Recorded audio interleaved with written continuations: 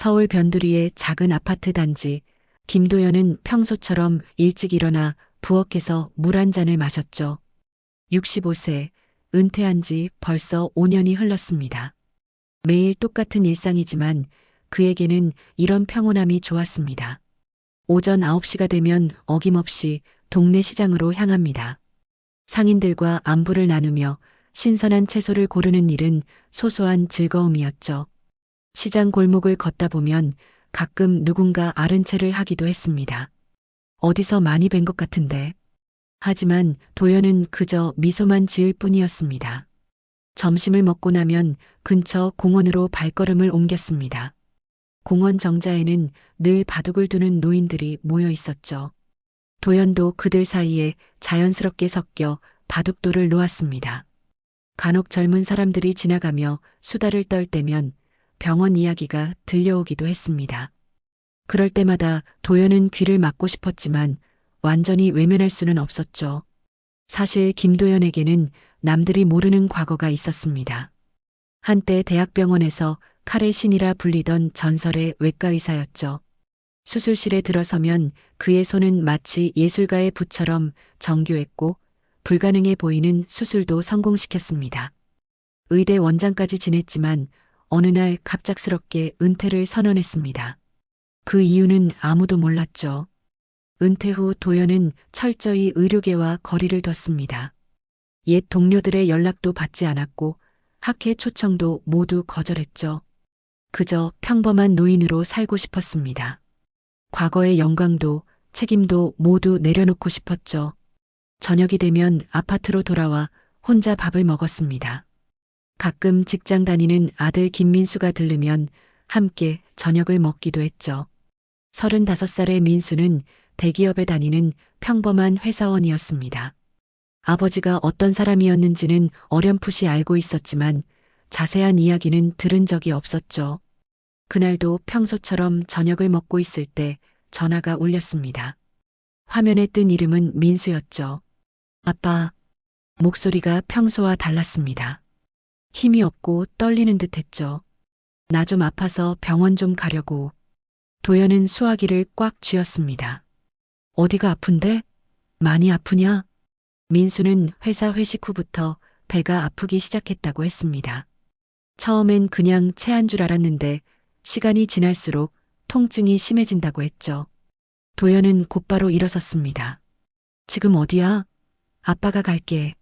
전화를 끊고 나서도 불안한 마음은 가시지 않았습니다. 의사로서의 본능이 무언가 심상치 않다고 말하고 있었죠. 급히 옷을 갈아입고 현관문을 나섰습니다. 택시를 잡아타며 생각했습니다. 제발 아무 일 없기를. 그때는 정말 몰랐습니다. 이 전화 한 통이 조용했던 그의 삶을 완전히 뒤바꿀 줄은 말이죠. 평온한 일상의 끝이자 새로운 시작이 될 줄은 아무도 예상하지 못했습니다. 택시는 빠르게 도로를 달렸습니다. 도연은 창밖을 보며 마음을 가라앉히려 했지만 의사로서의 경험이 자꾸만 불안감을 키웠죠. 복통이라는 증상은 단순할 수도 있지만 때로는 심각한 질환의 신호일 수도 있었습니다. 민수가 있다는 종합병원 응급실에 도착했을 때는 이미 밤 9시가 넘어 있었습니다. 응급실 입구는 환자와 보호자들로 북적였죠. 구급차 사이렌 소리가 끊이지 않았고 의료진들이 분주하게 움직이는 모습이 보였습니다. 도연은 안으로 들어서자마자 아들을 찾기 시작했습니다. 대기실 구석에서 민수를 발견했죠. 의자에 웅크리고 앉아 식은땀을 흘리고 있었습니다. 얼굴은 창백했고 이마에는 땀방울이 맺혀 있었죠. 민수야. 도연이 다가가자 민수는 힘겹게 고개를 들었습니다. 아빠, 왔어? 목소리에 힘이 없었죠. 도연은 아들의 이마를 짚어보았습니다. 열은 없었지만 식은땀이 계속 흘렀죠. 복부를 살짝 눌러보니 민수가 얼굴을 찡그렸습니다. 언제부터 이렇게 아팠어? 도연이 물었습니다. 회식 끝나고 한 3시간 전부터요. 처음엔 그냥 체한 줄 알았는데 민수는 말을 잇지 못했습니다. 통증이 밀려오는 듯 했죠. 도연은 주변을 둘러보았습니다. 대기하는 환자들이 너무 많았죠. 접수 창구로 가서 간호사에게 말했습니다. 제 아들이 심한 복통을 호소하고 있습니다. 좀 먼저 봐주실 수 없을까요? 간호사는 컴퓨터 화면도 보지 않고 건성으로 대답했습니다. 환자분, 대기 환자 많으니까 번호표 뽑고 기다리세요. 순서대로 진료합니다. 기계적인 목소리였죠. 도연은 다시 한번 부탁했지만 돌아온 대답은 똑같았습니다. 할 수 없이 번호표를 뽑고 돌아왔습니다. 대기 번호는 43번이었죠.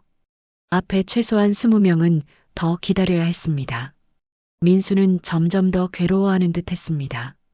몸을 웅크리고 신음소리를 내기 시작했죠. 시간이 흘렀습니다. 1시간이 지나도 번호는 겨우 5개밖에 줄지 않았죠. 도연은 초조해졌습니다. 의사로서의 직감이 계속 경고를 보내고 있었습니다. 이대로 두면 안 된다고 말이죠. 마침내 담당 의사가 대기실로 나왔습니다. 젊은 의사였죠. 가운에 달린 명찰을 보니 박진우라고 적혀 있었습니다. 도연은 급히 다가갔습니다. 의사 선생님, 제 아들이 심한 복통을 호소하고 있습니다. 좀 봐주실 수 없을까요? 박진우는 잠시 민수를 쳐다보더니 귀찮다는 듯이 말했습니다. 이 정도는 괜찮아요. 순서 기다리세요. 다음 환자 볼게요. 그리고는 돌아서려 했죠. 도연은 의사의 팔을 잡았습니다. 잠깐만요. 제대로 보지도 않고 어떻게 괜찮다고 하십니까? 목소리에 날이 서 있었죠. 박진우는 불쾌한 표정으로 팔을 뿌리쳤습니다. 아버님, 제가 의사입니다. 제 판단을 믿으세요. 그 순간 도연의 눈빛이 차갑게 변했습니다. 수십 년간 수술실에서 생사를 오가는 환자들을 봐온 그였죠. 의사가 환자를 대하는 태도가 얼마나 중요한지 누구보다 잘 알고 있었습니다. 그런데 지금 눈앞의 젊은 의사는 환자를 제대로 보지도 않고 판단하고 있었죠. 도연은 다시 한번 박진우의 명찰을 보았습니다. 박진우. 어디선가 들어본 이름 같았습니다. 기억을 더듬어 보니 희미하게 떠오르는 얼굴이 있었죠. 혹시나 하는 마음에 더 자세히 살펴보았습니다. 그때 민수가 갑자기 크게 신음했습니다. 아, 아빠. 얼굴이 더욱 창백해졌죠. 도연은 급히 민수를 부축했습니다. 이대로는 안 되겠다는 생각이 들었습니다. 무언가 조치를 취해야 했죠. 도연은 박진우의 얼굴을 다시 한번 자세히 들여다보았습니다. 30대 중반으로 보이는 얼굴, 날카로운 턱선, 그리고 무엇보다 그 오만한 눈빛이 묘하게 난찍었죠. 기억의 퍼즐 조각들이 하나둘 맞춰지기 시작했습니다. 박진우. 도연이 낮게 중얼거렸습니다. 그 이름을 입에 올리자 10여 년 전의 기억이 선명하게 떠올랐죠. 대학병원 수술실 레지던트들을 지도하던 시절, 그 중에서도 유독 재능은 있지만 성격이 거만했던 한 청년이 있었습니다. 박진우는 여전히 돌아서려 했습니다. 도연은 조용히 그를 불렀죠. 박진우, 너 나 기억 안 나냐? 목소리는 차분했지만 그 안에는 묵직한 무게가 실려 있었습니다. 박진우가 잠시 멈칫했습니다. 고개를 돌려 도연을 바라보더니 미간을 찌푸렸죠. 뭐라고요? 제가 아버님을 왜 알아야 하죠? 여전히 건방진 말투였습니다. 하지만 도연은 그의 눈동자가 미세하게 흔들리는 것을 놓치지 않았죠. 12년 전 세브란스 병원 흉부외과. 도연이 말을 이었습니다. 내가 레지던트 2년 차였을 때 내가 내 지도교수였지.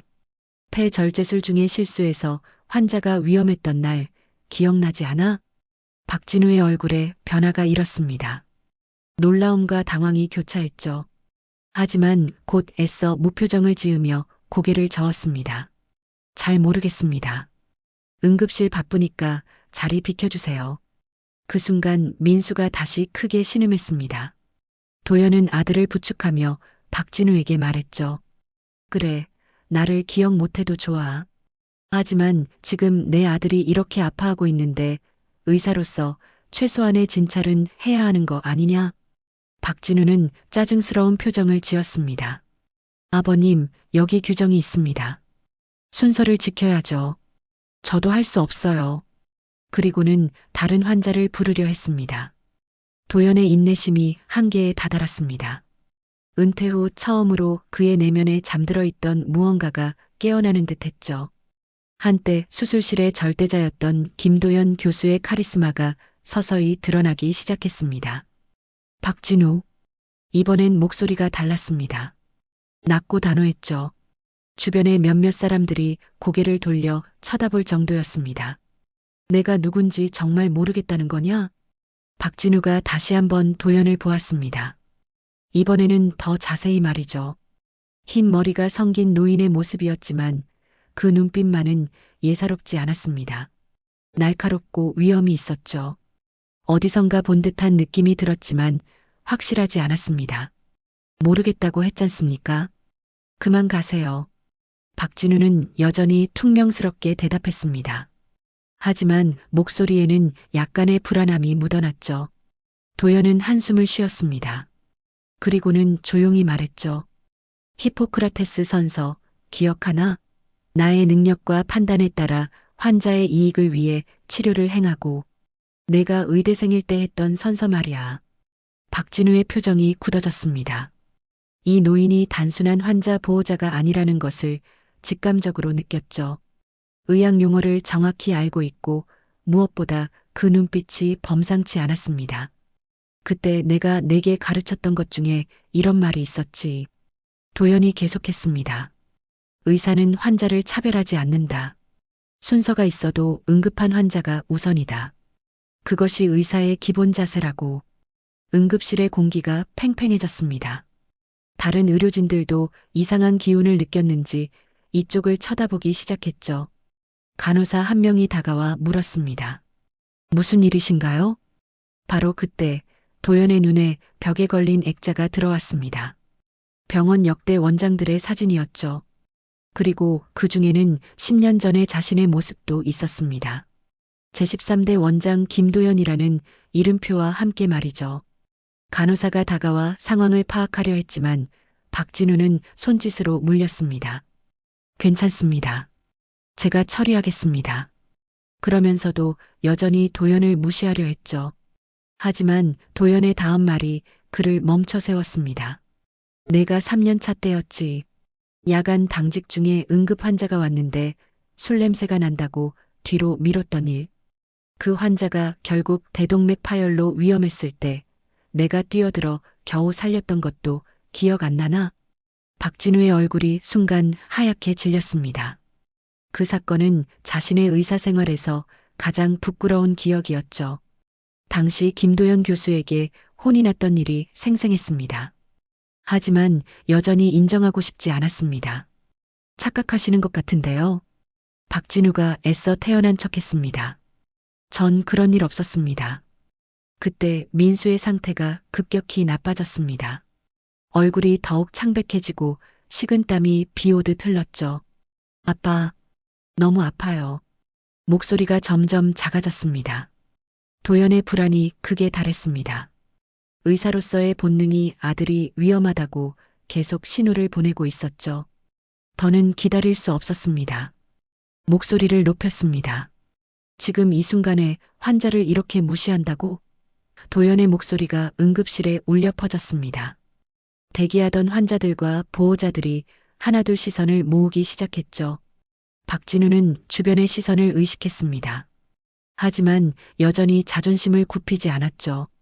아버님, 소란 피우지 마시고 순서 기다리세요. 여기는 병원입니다. 병원이라고? 도연이 비웃듯 말했습니다. 병원이 뭔지 아나? 환자를 살리는 곳이지 순서나 지키면서 환자를 방치하는 곳이 아니야. 응급실이 술렁이기 시작했습니다. 다른 의료진들도 무슨 일인가 싶어 모여들었죠. 수간호사가 다가와 중재하려 했습니다. 무슨 일이십니까? 진정하시고. 도연은 수간호사를 보며 말했습니다. 제 아들이 심한 복통을 호소하는데 이 의사는 제대로 보지도 않고 괜찮다고 합니다. 이게 맞습니까? 수간호사가 난처한 표정을 지었습니다. 박진우에게 눈짓을 보냈지만 박진우는 고개를 저었죠. 규정대로 하는 겁니다. 문제 없어요. 그 순간 도연의 눈에서 번뜩이는 무언가가 흘렀습니다. 은퇴 후 꺼뜨려 놓았던 불꽃이 다시 타오르는 듯 했죠. 천천히 박진우에게 다가갔습니다. 너 정말 내가 누군지 모르겠다는 거지? 도연의 목소리가 낮아졌습니다. 하지만 그 안에는 폭풍 전의 고요함이 담겨 있었죠. 박진우는 한 발 뒤로 물러났습니다. 이 노인에게서 느껴지는 압박감이 예사롭지 않았죠. 하지만 여전히 오기를 부렸습니다. 네, 모릅니다. 그리고 아무리 누구라도 순서는 지켜야 합니다. 도연은 주머니에서 낡은 지갑을 꺼냈습니다. 그리고 그 안에서 오래된 신분증을 하나 꺼내들었죠. 의사 면허증이었습니다.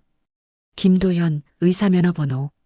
그리고 뒷면에는 작은 글씨로 적혀 있었습니다. 전 세브란스 병원 원장. 하지만 박진우는 제대로 보지도 않고 고개를 돌렸습니다. 그래서요? 은퇴하신 분이면 더더욱 규정을 지켜야죠. 응급실의 분위기가 더욱 험악해졌습니다. 몇몇 환자들이 수군거리기 시작했죠. 저 의사 왜 저래? 환자가 저렇게 아픈데. 도연은 깊은 한숨을 내쉬었습니다. 그리고 결심한 듯 입을 열었죠. 좋아. 그럼 내가 직접 보겠다. 그리고는 민수에게 다가가 복부를 촉진하기 시작했습니다. 박진우가 화를 내며 막으려 했습니다. 뭐 하시는 겁니까? 여기서 무단으로 진료 행위를 하면 안 됩니다. 바로 그때였습니다. 도연이 민수의 복부 우하단을 눌렀을 때 민수가 비명을 질렀죠. 아! 그리고 손을 떼자 더 큰 고통을 호소했습니다. 반동통이었죠. 도연의 얼굴이 굳어졌습니다. 도연의 얼굴이 순간 창백해졌습니다. 반동통, 맥버니 포인트의 압통? 모든 징후가 급성 충수염을 가리키고 있었죠. 더 심각한 것은 이미 상당히 진행된 상태라는 점이었습니다. 지체하면 충수가 파열될 수도 있었습니다. 충수염이야. 곧바로 수술해야 해. 도연이 급하게 말했습니다. 박진우는 코웃음을 쳤죠. 의사 면허 있다고 여기서 진단하시는 겁니까? 제가 볼 때는 단순 장염입니다. 바로 그 순간이었습니다. 민수가 갑자기 의자에서 미끄러지듯 쓰러졌습니다. 민수야. 도연이 재빨리 아들을 붙잡았지만 민수는 이미 의식을 잃은 상태였죠. 얼굴은 창백을 넘어 회색빛이 돌았습니다. 응급실이 순식간에 소란스러워졌습니다. 주변 사람들이 놀라 일어섰고 간호사들이 달려왔죠. 하지만 박진우는 여전히 느릿느릿 움직였습니다. 에이, 쇼하고 있네. 잠깐 기절한 것뿐이에요. 도연의 눈에서 불꽃이 튀었습니다. 더는 참을 수 없었죠. 큰 목소리로 외쳤습니다. 지금 당장 수술실 준비해. 충수 파열 직전이야. 그의 목소리에는 수십 년간 수술실을 지배했던 권위가 그대로 담겨 있었습니다. 몇몇 간호사들이 무의식적으로 움직이려 했지만 박진우가 막았죠. 야, 너희들 뭐해? 아무나 시키는 대로 하는 거야? 박진우가 소리쳤습니다. 그리고는 도연을 향해 돌아섰죠. 아저씨, 여기서 계속 소란 피우면 경비 부를 겁니다. 도연은 민수의 맥박을 확인했습니다. 빠르고 약했죠. 이마에는 식은땀이 계속 흘렀고 복부는 점점 더 경직되고 있었습니다. 의학적 지식과 경험이 말해주고 있었습니다. 시간이 없다고. 너 내 밑에서 레지던트 했었지. 도연이 낮고 차가운 목소리로 말했습니다. 그때 내가 뭘 가르쳤는지 기억해? 환자를 무시하는 의사는 자격이 없다고 했어. 박진우의 눈가가 미세하게 떨렸습니다. 기억이 스치고 지나가는 듯 했지만 끝까지 인정하고 싶지 않았습니다. 모르겠으다니까요. 그리고 설령 그렇다 해도 지금은 제가 이 응급실 담당입니다. 그때 한 나이 든 간호사가 도연을 유심히 보더니 눈을 크게 떴습니다. 혹시 김도연 원장님이신가요? 그녀는 20년 넘게 이 병원에서 일했던 베테랑이었죠. 응급실이 순간 조용해졌습니다. 김도연이라는 이름이 마법처럼 공간을 지배했죠. 젊은 의료진들은 그 이름을 들어본 적이 있었습니다. 전설의 외과의사, 칼의 신, 그리고 이 병원의 전 원장. 박진우의 얼굴이 조금씩 변하기 시작했습니다. 설마 하는 표정이었죠. 다시 한번 도연을 쳐다보았습니다. 흰 머리의 노인이었지만 그 눈빛과 자세에서 무언가 다른 것이 느껴졌습니다. 김도연 원장님? 박진우가 더듬거렸습니다. 기억의 조각들이 맞춰지기 시작했죠. 10여 년 전 자신을 가르쳤던 그 카리스마 넘치는 교수의 모습이 겹쳐 보였습니다. 하지만 도연은 그런 것에 신경 쓸 겨를이 없었습니다. 민수의 상태가 계속 나빠지고 있었기 때문이죠. 지금 당장 초음파 검사하고 수술 준비해. 시간이 없어. 박진우는 여전히 망설였습니다. 자존심과 현실 사이에서 갈등하고 있었죠. 그 사이 민수의 호흡이 더욱 가빠졌습니다. 복부는 돌처럼 단단해졌고 체온이 급격히 올라가기 시작했습니다. 뭘 망설이고 있어? 도연이 폭발했습니다. 지금 내 자존심이 중요해. 환자 생명이 중요해. 의사라면 당장 움직여. 응급실에 있던 모든 사람들의 시선이 박진우에게 쏠렸습니다. 환자들과 보호자들, 그리고 의료진들까지 모두가 그의 다음 행동을 지켜보고 있었죠. 압박감이 그를 짓누르기 시작했습니다. 바로 그때 민수가 다시 한번 경련하듯 몸을 떨었습니다. 그리고는 완전히 축 늘어졌죠. 도연은 아들을 꽉 안으며 외쳤습니다. 민수야, 민수야. 박진우의 머릿속이 하얗게 변했습니다. 김도연 원장. 그 이름이 마치 천둥처럼 그의 의식을 강타했죠. 순간 10여 년 전의 기억들이 폭포수처럼 쏟아져 내렸습니다. 레지던트 시절 새벽 3시의 수술실, 복잡한 간 절제술을 집도하던 김도연 교수의 모습이 선명하게 떠올랐습니다. 그의 손은 마치 예술가의 붓처럼 정교했고 불가능해 보이는 수술도 성공시켰죠. 무엇보다 잊을 수 없었던 것은 그의 눈빛이었습니다. 환자를 살리겠다는 일념으로 가득 찬 그 강렬한 눈빛. 교수님, 정말 교수님이십니까? 박진우의 목소리가 떨렸습니다. 얼굴은 믿기 힘든 표정으로 굳어 있었죠. 그 순간 응급실의 공기가 완전히 바뀌었습니다. 나이든 간호사가 다른 직원들에게 속삭였죠. 정말 김도연 원장님이시래. 내가 맞았어. 젊은 의료진들 사이에서도 웅성거림이 일었습니다. 김도연 원장님? 그 전설이 칼의 신이라고 불렸던 우리 병원 역사상 최고의 외과 의사. 박진우의 얼굴이 하얗게 질렸습니다. 자신이 그토록 무례하게 대했던 노인이 바로 의대 시절부터 존경했던 그 김도연 교수였다니. 더구나 환자는 그의 아들이었습니다. 하지만 도연은 그런 것에 신경 쓸 여유가 없었습니다. 박진우, 정신 차려. 지금은 과거가 중요한 게 아니야. 내 아들이 죽어가고 있어. 그 외침이 박진우를 현실로 끌어당겼습니다. 의사로서의 본능이 되살아났죠. 급히 민수에게 다가가 상태를 확인하기 시작했습니다. 맥박, 호흡, 복부 촉진. 도연이 진단한 대로였습니다. 급성 충수염, 그것도 파열 직전의 위험한 상태였죠. 간호사, 당장 이동 침대 가져와. 초음파실로 갑니다. 박진우가 외쳤습니다. 순식간에 응급실이 분주해졌죠. 의료진들이 일사불란하게 움직이기 시작했습니다. 이동 침대에 민수를 옮기는 동안 박진우는 도연을 향해 고개를 숙였습니다. 교수님, 정말 죄송합니다. 제가 환자를 제대로 보지 못했습니다. 도연은 대답할 겨를도 없이 아들을 따라 움직였습니다. 초음파실로 가는 복도를 빠르게 지나가며 박진우가 다른 의사들에게 지시했죠. 수술실 준비하고 마취가 대기시켜. 충수 절제술 들어갑니다. 초음파 검사 결과는 도연의 진단을 정확히 뒷받침했습니다. 충수가 심하게 부어 있었고 언제 터져도 이상하지 않은 상태였죠. 박진우의 얼굴이 더욱 창백해졌습니다. 조금만 더 늦었다면 복막염으로 번질 뻔했습니다. 교수님, 제가 직접 집도하겠습니다.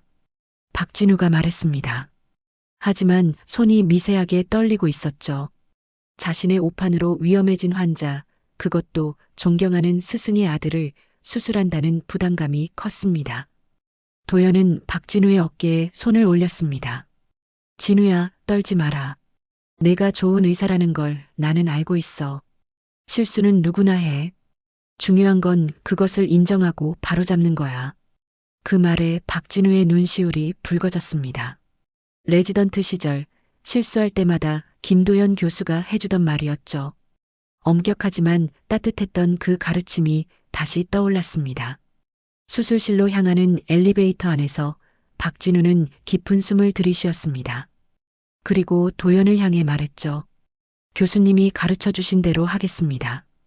환자를 최우선으로 정성을 다해서 도연은 고개를 끄덕였습니다. 그리고 의식이 희미한 아들의 손을 꼭 잡았죠. 민수야, 조금만 참아. 아빠가 여기 있어. 수술실 문이 열렸습니다. 하얀 불빛이 쏟아져 내렸고 의료진들이 대기하고 있었죠. 박진우는 마지막으로 도연을 보며 말했습니다. 교수님 믿고 맡겨주십시오. 제가 했던 잘못, 이번 수술로 반드시 만회하겠습니다. 수술실 문이 닫히고 도연은 대기실로 향했습니다. 하지만 그의 발걸음은 멈췄죠. 뒤돌아보니 응급실에서부터 따라온 사람들이 복도에 서 있었습니다. 환자들과 보호자들, 그리고 의료진들까지 모두가 이 상황의 결말을 지켜보고 있었습니다. 그중 한 젊은 간호사가 조심스럽게 다가왔습니다. 원장님, 정말 박진우 선생님이 교수님 제자였나요? 도연은 고개를 끄덕였죠. 그래. 재능은 있었지만 교만했던 아이였어. 오늘도 그때와 다르지 않더군. 도연의 목소리에는 아쉬움이 묻어났습니다. 그때 응급실에서 일하던 수간호사가 다가왔습니다. 원장님, 사실 박 선생님이 평소에도 그녀는 말을 멈췄습니다. 하지만 도연은 이미 알고 있었죠. 박진우가 환자들을 어떻게 대해왔는지를 말해보세요. 들어야 할 이야기인 것 같군요. 도연이 차분히 말했습니다. 수간호사는 한숨을 쉬며 입을 열었습니다. 환자들을 번호로만 부르고 증상을 제대로 듣지도 않아요. 특히 나이 드신 분들이나 모습이 초라한 분들은 더 함부로 대하죠. 저희가 여러 번 건의했지만 주변에 있던 다른 의료진들도 고개를 끄덕였습니다. 한 인턴이 용기를 내어 말했죠. 저도 그런 모습이 의사로서 옳지 않다고 생각했습니다. 하지만 실력이 좋으니까 병원에서도 눈 감아주고. 도연의 표정이 굳어졌습니다. 의술은 뛰어나지만 의사로서의 기본을 잃어버린 제자. 그것이 더욱 안타까웠죠. 기술은 가르칠 수 있지만 마음가짐은 스스로 깨달아야 하는 것이었습니다. 지금이라도 깨달았으면 좋겠군요. 도연이 중얼거렸습니다. 1시간이 지났습니다. 수술실 앞에는 여전히 많은 사람들이 모여 있었죠. 그들은 단순히 구경꾼이 아니었습니다. 오늘 일어난 일의 증인들이었고 무언가 변화를 바라는 사람들이었습니다. 마침내 수술실 문이 열렸습니다. 박진우가 지친 얼굴로 나왔죠. 하지만 그의 눈빛은 달라져 있었습니다. 교만함 대신 겸손함이, 무관심 대신 책임감이 자리 잡고 있었습니다. 교수님, 수술은 성공적이었습니다. 충수는 파열 직전이었지만 깨끗이 제거했습니다. 아드님은 곧 회복하실 겁니다. 도연은 안도의 한숨을 내쉬었습니다. 그리고 박진우를 보며 말했죠. 고마워. 하지만 아직 할 이야기가 남았어. 박진우는 고개를 숙였습니다. 무엇이 올지 알고 있었죠. 복도에 모인 사람들도 숨죽여 지켜봤습니다. 다른 환자분들과 간호사분들에게 내가 여태 뭘 잘못했는지 말해. 도연의 목소리는 차갑고 단호했습니다. 주변이 술렁거렸습니다. 갑자기 박진우는 망설임 없이 무릎을 꿇었습니다. 복도 한가운데서 모든 사람이 보는 앞에서 말입니다. 교수님, 아니 원장님, 죄송합니다. 박진우의 목소리가 떨렸습니다. 저는 의사로서 가장 기본적인 것을 잊고 있었습니다. 환자를 먼저 살피지 않았고 그들의 고통을 무시했습니다. 그는 잠시 말을 멈췄다가 이어갔습니다. 특히 오늘 원장님 아드님을 그렇게 대한 것은 변명의 여지가 없습니다. 제 오만함이 한 사람의 생명을 위험에 빠뜨릴 뻔했습니다. 도연은 무릎 꿇은 박진우를 내려다보았습니다. 그리고 천천히 입을 열었죠. 진우야, 의사는 단순히 병을 고치는 사람이 아니야. 환자의 고통을 이해하고 그들과 함께하는 사람이어야 해. 내가 오늘 그것을 깨달았다면 아직 늦지 않았어. 박진우의 눈에서 눈물이 흘렀습니다. 레지던트 시절에는 이해하지 못했던 가르침이 이제야 가슴에 와닿았죠. 기술보다 중요한 것이 마음이라는 것을 말입니다. 주변에서 지켜보던 사람들도 숙연해졌습니다. 한 환자가 작은 목소리로 말했죠. 저게 진짜 의사의 모습이구나. 병실의 창문으로 따스한 햇살이 들어왔습니다. 민수는 침대에 기대앉아 창밖을 바라보고 있었죠. 수술한 지 사흘이 지났고 회복은 순조로웠습니다. 도연은 아들 옆 의자에 앉아 사과를 깎고 있었습니다. 아빠, 그날 의사가 왜 아빠한테 그렇게 했어? 민수가 조심스럽게 물었습니다. 응급실에서 있었던 일이 어렴풋이 기억났지만 정확히는 몰랐죠. 도연은 조용히 웃으며 사과 한 조각을 아들에게 건넸습니다. 아들아, 의사란 환자를 먼저 보는 사람이어야 한다. 그걸 가르쳐 준 게 나였지. 민수는 고개를 갸웃거렸습니다. 아빠가 가르쳤다고? 그럼 그 의사가 아빠 제자였어? 그래. 한때는 촉망받는 제자였어. 실력은 좋았지만 마음을 잃어버렸던 거야. 도연의 눈빛이 먼 곳을 바라보았습니다. 그때 병실 문이 조용히 열렸습니다. 박진우가 들어왔죠. 그의 모습은 며칠 전과는 확연히 달라 보였습니다. 거만했던 눈빛은 사라지고 진심 어린 걱정이 담겨 있었습니다. 안녕하세요, 김민수님. 오늘 컨디션은 어떠신가요? 박진우가 정중하게 인사했습니다. 예전처럼 차트만 보는 것이 아니라 환자의 눈을 보며 말했죠. 민수는 어리둥절했지만 대답했습니다. 네, 많이 좋아졌어요. 감사합니다. 박진우는 세심하게 상처 부위를 확인하고 민수의 이야기를 끝까지 들었습니다. 사소한 불편함도 놓치지 않으려 했죠. 진찰을 마친 후 그는 도연을 향해 깊이 고개를 숙였습니다. 교수님, 그날 이후로 많은 것을 생각했습니다. 제가 의사가 된 이유가 무엇이었는지, 왜 의학을 시작했는지 다시 돌아봤습니다. 박진우의 목소리에는 진정성이 묻어났습니다. 도연은 고개를 끄덕였습니다.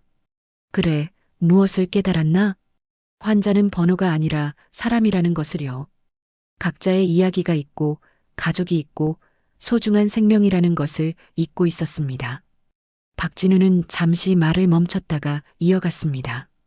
교수님이 보여주신 것처럼 진정한 의사가 되고 싶습니다.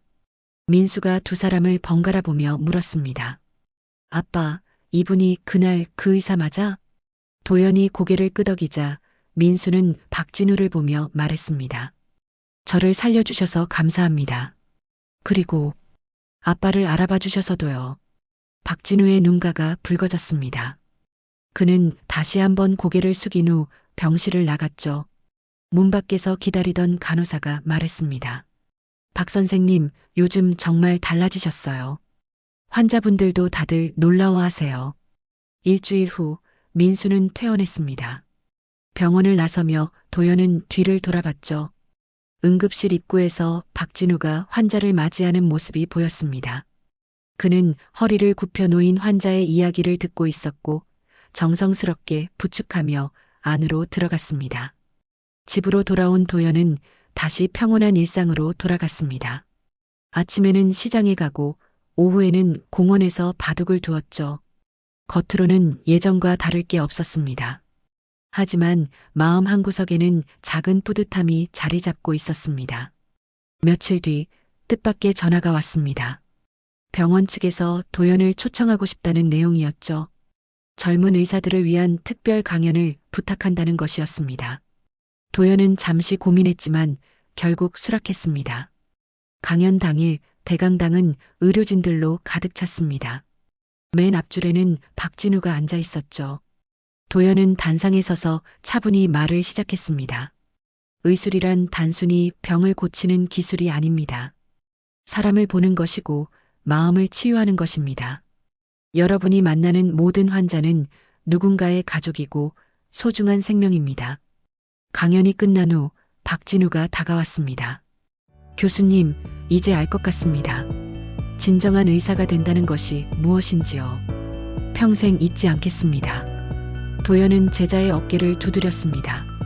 그래, 아직 내가 세상에 해줄 일이 남아있구나. 그의 얼굴에는 오랜만에 따뜻한 미소가 번졌습니다. 은퇴했지만 여전히 의사였고 가르치는 자였으며 무엇보다 생명을 소중히 여기는 한 사람이었습니다. 끝까지 봐주셔서 진심으로 감사합니다. 구독과 좋아요 꼭 한번 눌러주시면 여러분들의 하루에도 행복한 기적이 찾아올 거예요. 오늘 사연 주인공들에게 하고 싶은 이야기가 있다면 댓글 달아주세요. 그럼 오늘도 건강한 하루 되시고 다음에도 여러분들에게 기분 좋은 사연으로 찾아뵙겠습니다. 항상 건강하세요. 황혼의 노래였습니다.